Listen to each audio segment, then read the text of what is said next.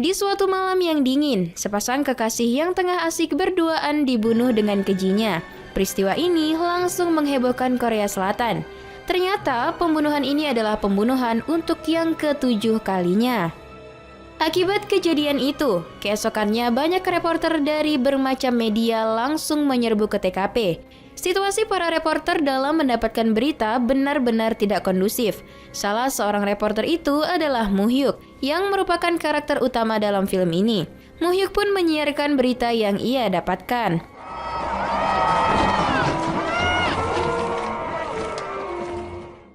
Scene berganti. Di sebuah kantor televisi bernama CNBS, tempat Muhyuk bekerja, ternyata disadari bahwa terdapat kesalahan pada liputan Muhyuk. Sebuah telepon pun masuk, melaporkan bahwa si penelpon mengenal si pembunuh. Muhyuk yang perhatiannya teralihkan pada kemarahan para petinggi tempatnya bekerja, tak terlalu mendengarkan, dan hanya mencatat alamat si penelpon. Kesalahan pada liputannya kali ini melibatkan pihak periklanan dan rating mereka anjlok.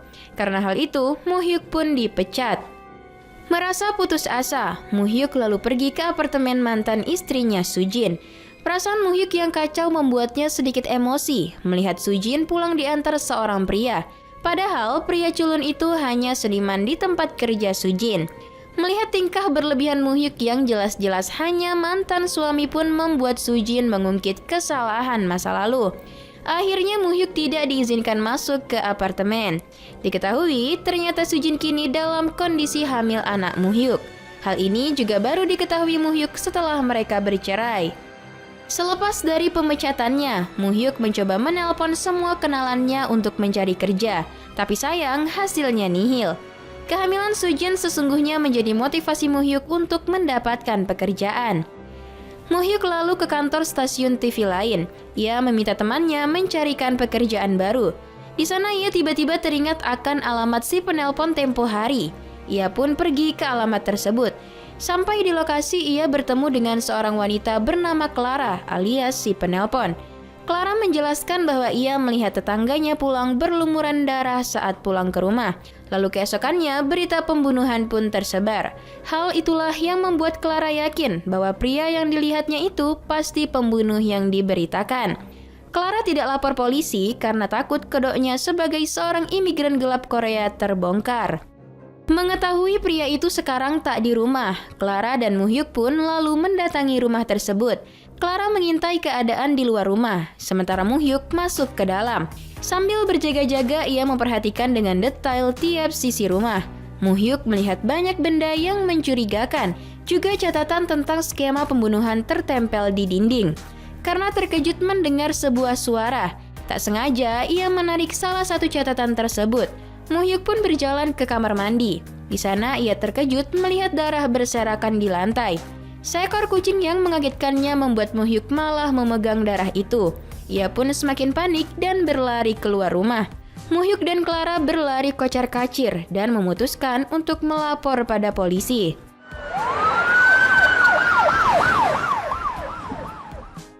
Setibanya di rumah, Muhyuk teringat dengan catatan yang ia ambil tadi. Timbullah akal cerdiknya untuk melaporkan kejadian itu ke CNBS agar ia bisa bekerja lagi.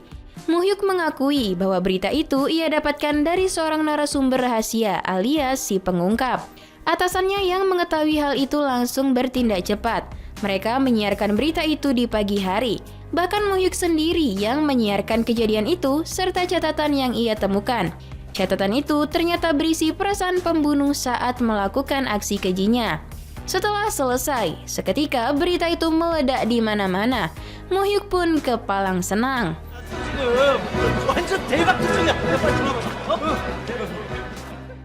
Dirasa karirnya sudah semakin baik, Muhyuk dengan pedenya mengajak Sujin rujuk. Tapi Sujin nampaknya belum bisa membuka hati. Setelah itu, Muhyuk diminta untuk mendatangkan si pengungkap. Ia pun mendatangi rumah Clara. Namun di sana ia tak menemukan Clara lagi. Dengan isengnya ia beralih ke rumah si pembunuh. Tanpa disangka, Muhyuk melihat si pembunuh itu yang nampaknya akan pergi. Muhyuk pun langsung menghubungi pihak kantornya.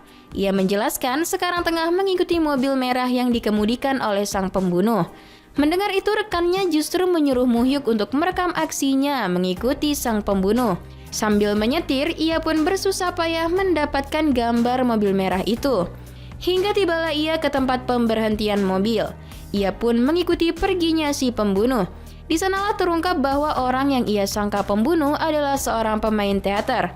Bahkan catatan kertas yang berisi perasaan saat membunuh adalah bagian dari naskah teater.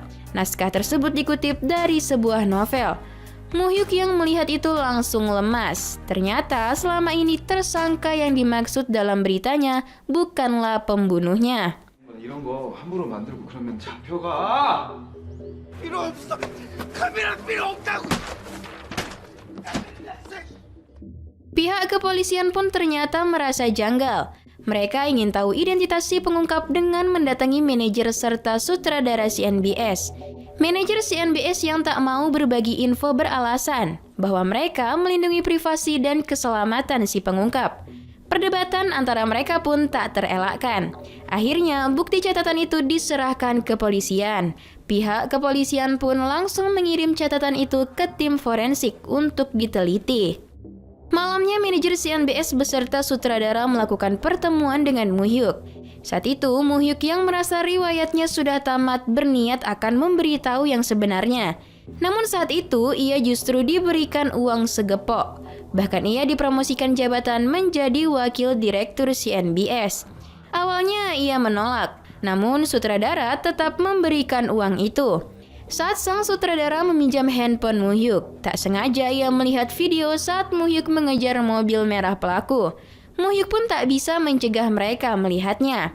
Akhirnya video itu pun diberitakan. Semua penjuru Korea dibuat heboh dengan berita tersebut. Karena hal itu kantor polisi pun menjadi sibuk dan banyak yang melaporkan berbagai macam bukti. Begitu juga dengan Muhyuk yang kali ini diburu wartawan sampai ke apartemennya.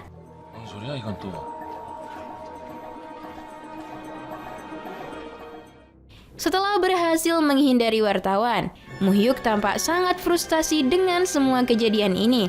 Tiba-tiba akal liciknya muncul lagi. Ia pun menulis surat balasan yang persis seperti tulisan dalam catatan yang ia temukan, demi menutupi kesalahannya. Dalam surat buatannya disebutkan, mereka harus melupakan soal si pengungkap.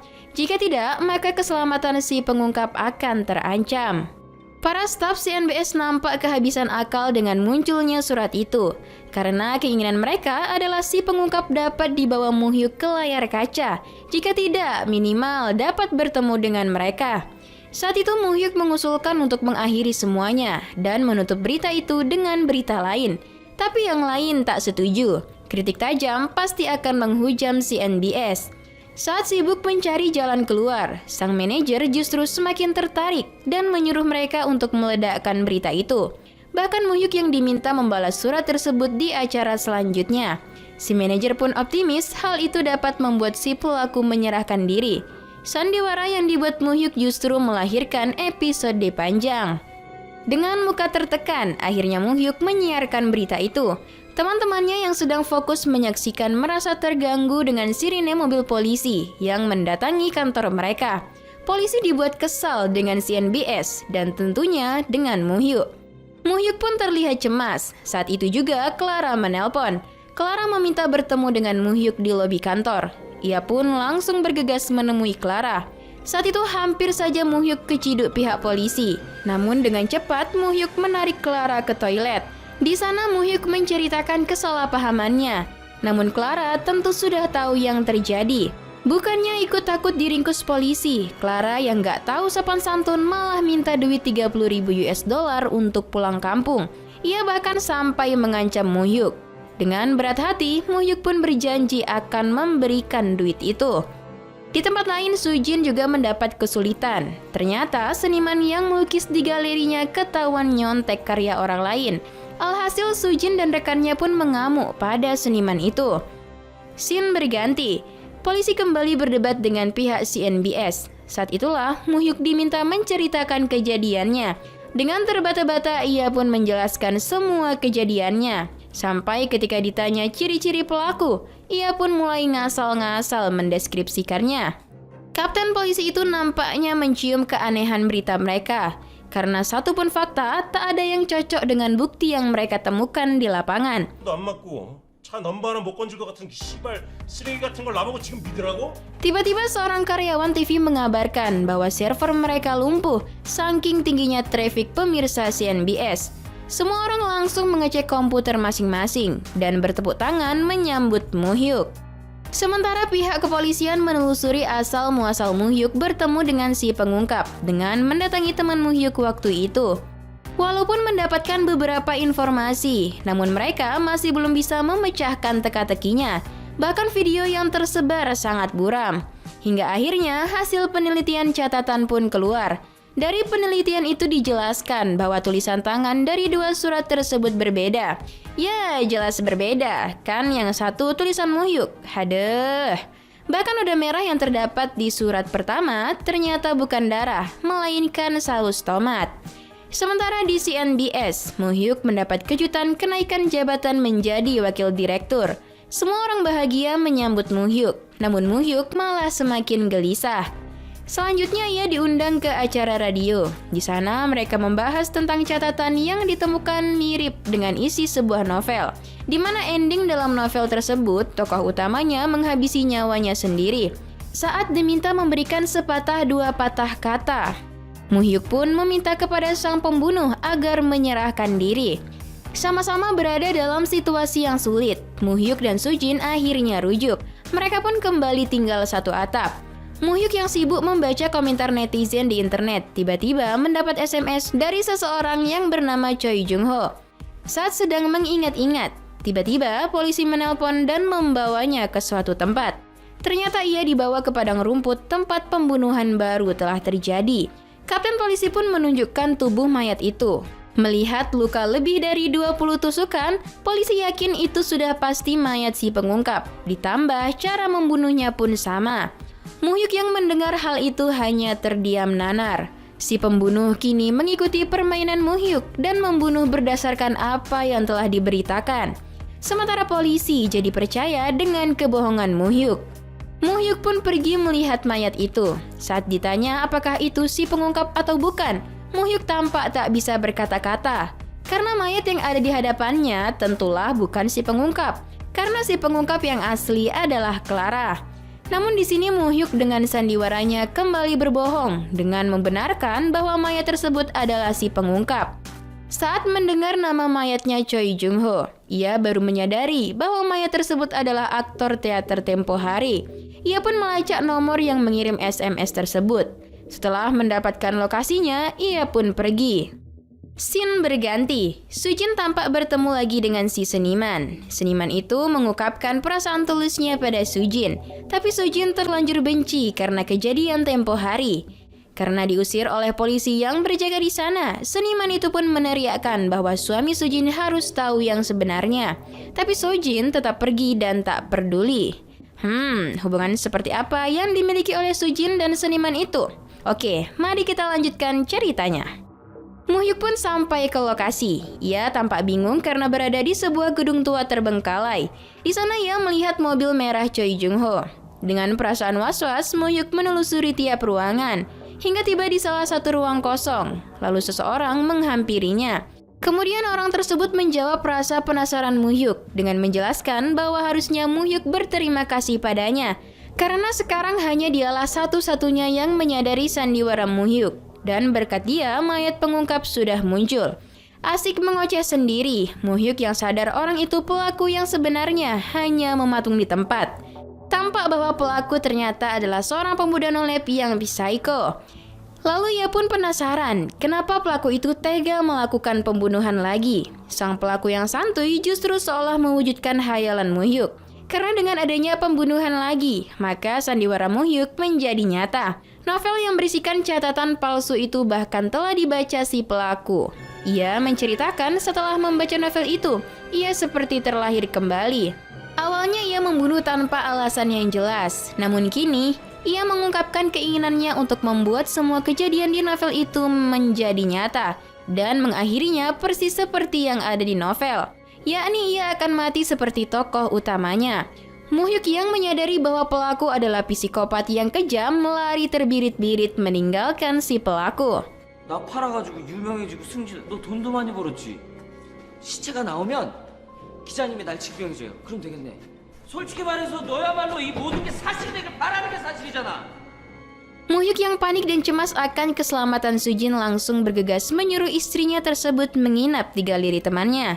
Saat itu Sujin malah menduga Muhyuk telah bertemu dengan teman senimannya hingga bertingkah seperti itu.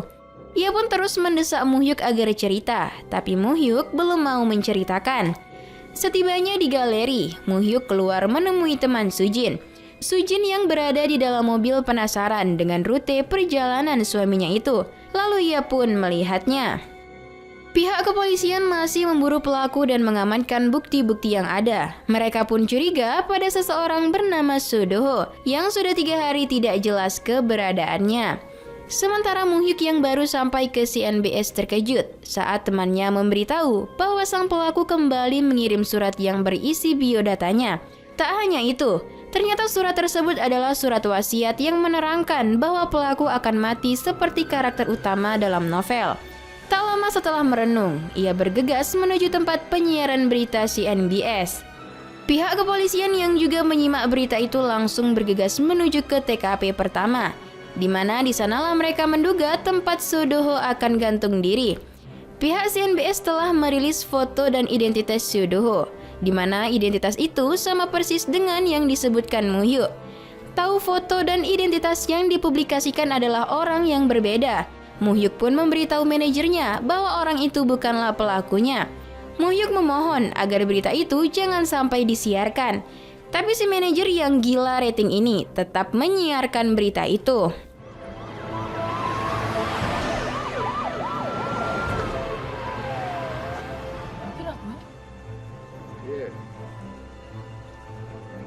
Muhyuk yang kesal pun pergi ke TKP. Ia menjelaskan pada semua yang ada di sana, bukan Sudoho lah pelakunya. Ia juga menceritakan pada kapten polisi bahwa sang pelaku telah mengkambing hitamkan orang lain. Tapi sayang, sang kapten polisi tak percaya dan akan tetap menangkap Sudoho. Sementara itu, Sujin ternyata menelusuri rute Muhyuk dan sampailah ia ke gedung terbengkalai yang didatangi Muhyuk. Di sana ia melihat seseorang disekap. Ia pun langsung panik dan keluar. Sementara di luar sudah menanti sang pelaku pembunuhan. Karena tak tahu bahwa orang itu adalah pelaku pembunuhan, Sujin pun menceritakan apa yang ia lihat. Di TKP, setelah memeriksa semua sudut, pihak kepolisian justru tak menemukan apapun. Dan Muhyuk pun pergi kembali ke gedung terbengkalai itu. Sujin yang sadar bahwa ada yang tak beres dengan orang yang ia temui, mencoba tetap tenang dan pergi dari gedung itu. Tapi ia justru dikejar. Akhirnya ia pun ditangkap oleh pelaku itu. Setelah membereskan Sujin, sang pelaku langsung menggantung Sudoho. Aksinya kali ini dipergoki Muhyuk yang telah tiba di sana. Muhyuk pun berusaha sekuat tenaga menahan tubuh Sudoho. Sang pelaku yang tak suka rencananya diganggu pun hendak melukai Muhyuk. Duel maut pun tak terelakkan. Setelah berhasil membuat sang pelaku pingsan, Muhyuk langsung mengambil pisau dan memotong tali gantung Sudoho. Muhyuk pun mencoba menyadarkan Sudoho. Saat itu juga si pelaku kembali sadar. Sudoho yang juga ikutan sadar pun langsung kabur meninggalkan Muhyuk dan sang pelaku. Sang pelaku pun langsung mengejar Sudoho, tapi gagal. Muhyuk meminta kepada sang pelaku untuk menghentikan semuanya dan menyerahkan diri. Bahkan Muhyuk berjanji akan bertanggung jawab atas semua yang telah ia lakukan. Sang pelaku tampak sangat kecewa dengan Muhyuk yang ternyata manusia biasa yang punya perasaan. Lalu tiba-tiba HP Sujin yang berada di kantong sang pelaku berbunyi. Melihat itu, Muhyuk langsung meradang. Tanpa rasa takut, ia langsung berduel dengan sang pelaku. Meskipun tubuhnya kalah besar, tapi ia tetap menghajar sang pelaku dengan benda yang ada di dekatnya. Akhirnya Muhyuk berhasil dicekik oleh sang pelaku. Namun ia tak mudah menyerah, hingga akhirnya mengambil pisau dan menusukkannya pada sang pelaku hingga tewas. Lalu Muhyuk teringat pada Sujin dan langsung mencarinya. Dengan perasaan bersalah, Muhyuk memeluk Sujin sambil menangis. Sementara Sudoho yang kabur secara kebetulan bertemu dengan anggota polisi di jalan. Saat itu, ia pun langsung diringkus. Keesokan harinya di rumah sakit, Muhyuk melihat bayinya sudah lahir dengan selamat. Begitupun dengan istrinya yang sudah sadar. Saat itulah istrinya menceritakan semuanya. Awalnya ia ingin ke apartemen Muhyuk untuk membicarakan sesuatu, tapi hal buruk malah terjadi. Ia pun melanjutkan sambil menangis. Hal yang ingin ia bicarakan adalah dulu semasa proses perceraian. Ia berpikir hubungannya dengan Muhyuk telah berakhir dan memutuskan untuk menjalin kasih dengan seniman di tempat kerjanya. Tapi walaupun begitu, ia tetap yakin bahwa anak yang dilahirkannya adalah darah daging Muhyuk. Mendengar itu, Muhyuk langsung pergi keluar menenangkan diri. Di kantor polisi, manajer CNBS bersama kapten polisi masih sibuk memperdebatkan pelakunya. Manajer yang masih merasa janggal dengan ucapan Muhyuk tempo hari, berpikir bahwa Soo-do-ho bukan pelakunya. Tapi kapten polisi malah sangat yakin bahwa Soo-do-ho adalah pelakunya. Di rumah sakit tampak Soo-do-ho menjelaskan kronologi yang sebenarnya. 범인이 칼 들고 여기 있고 나 도와주신 분이 그분이 좀 동글동글하고 덩치도 좀 있어요. 얼굴을 알아볼 수가 없을 정도로 정말 너무 죄송해요. Beberapa hari kemudian, Muhyuk menemui manajer CNBS dan memberikan surat pengunduran diri. Ia pun menceritakan semua kejadian yang sebenarnya pada sang manajer. Tapi belum selesai menceritakan, ia langsung disuruh berhenti. Seolah sudah tahu maksud Muhyuk, sang manajer menjelaskan bahwa media memang seperti ini. Bukan tugas mereka membedakan fakta atau tidak, karena semua itu tergantung penonton. Jika menurut penonton fakta, maka itu adalah fakta. Begitu juga sebaliknya. Lalu Muhyuk kembali termenung di ruangannya. Hasil tes DNA rupanya sudah keluar. Muhyuk nampaknya tak sanggup membaca hasil tes DNA itu. Ia pun membakarnya seolah tak peduli pada hasilnya, sebab ia mencintai Sujin.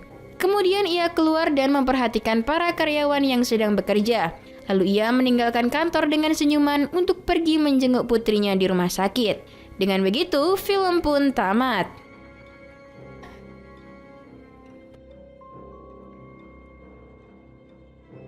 Film The Exclusive Beat The Devil's Tattoo adalah film yang disutradarai oleh Roh-duk.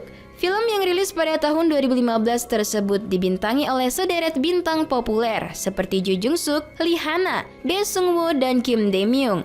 Film bergenre thriller komedi yang mengusung cerita keberanian Muhyuk mencari pelaku pembunuhan memang menghadirkan rasa greget sekaligus geram. Pasalnya Muhyuk yang sudah jelas-jelas salah menduga pelaku masih saja tak berani mengungkapkan kebenarannya. Hal kecil yang kemudian menjadi besar. Juga tentang pembunuhan dari seorang pemuda yang dari luar tampak seperti biasa aja, namun sebenarnya adalah seorang psikopat. Selain itu dari sini kita tahu, ternyata pihak TV bisa saja mengekspos berita yang belum jelas kebenarannya. Sinematografi yang apik pun sukses menyalurkan rasa ngeri saat menonton. Serta komedi yang ada di film ini juga mampu membuat penonton tertawa. Dan masuk pada penilaian, film The Exclusive Beat The Devil's Tattoo, UBR Times memberi rating 7,1. Like dan share ke teman-teman tersayangmu agar mereka juga ikutan nonton film keren ini. Kamsahamnida, bye-bye.